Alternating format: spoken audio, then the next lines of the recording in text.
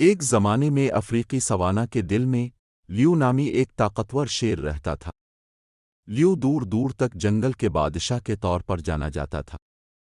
وہ نہ صرف مضبوط اور سخت تھے بلکہ عقل مند اور انصاف پسند بھی تھے۔ گرمیوں کے ایک گرم دن جب لیو اپنے علاقے میں گشت کر رہا تھا، اس نے قریبی جھاڑیوں سے مدد کے لیے ایک مدھم چیخ کی آواز سنی۔ اس نے آواز کی پیروی کی اور ٹہنیوں اور پتوں کے ڈھیر کے نیچے پھنسے ایک چھوٹے سے چوہے کو دریافت کیا۔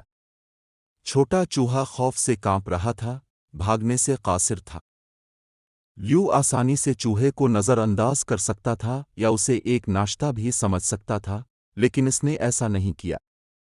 اس کے بجائے اس نے اپنے طاقتور پنجے کو احتیاط سے ہٹانے کے لیے استعمال کیا اور چوہے کو آزاد کیا۔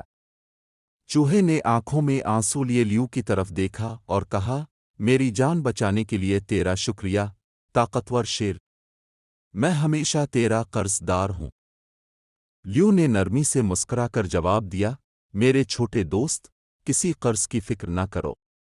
یاد رکھو کہ طاقتور ترین مخلوق کو بھی چھوٹے اور کمزور پر مہربانی اور رحم کرنا چاہیے۔ اس دن سے لیو اور چوہا سب سے زیادہ اچھے دوست بن گئے۔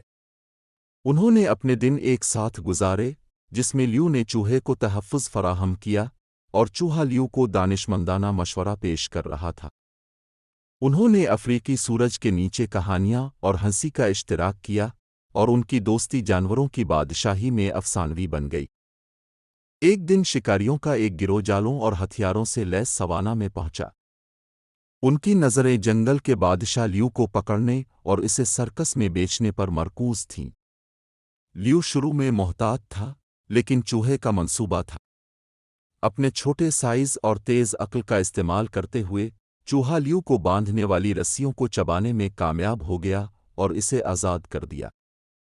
لیو اور چوہے نے پورے جنگل کی حفاظت کو یقینی بناتے ہوئے شکاریوں کو ڈرانے کے لیے مل کر کام کیا۔ سوانا کے جانور لیو اور چوہے کے اور ان کی بہادری اور وفاداری کے شکر گزار تھے۔ کہانی کا اخلاق یہ ہے کہ مہربانی اور دوستی انتہائی غیر متوقع جگہوں پر پائی جاتی ہے۔ یہ ہمیں سکھاتا ہے کہ اس سے کوئی فرق نہیں پڑتا کہ آپ کتنے ہی مضبوط یا طاقتور ہیں۔ جو چیز واقعی اہمیت رکھتی ہے وہ یہ ہے کہ آپ دوسروں کے ساتھ شفقت اور ہمدردی کا مظاہرہ کرتے ہیں، ان کے سائز یا قد سے قطع نظر۔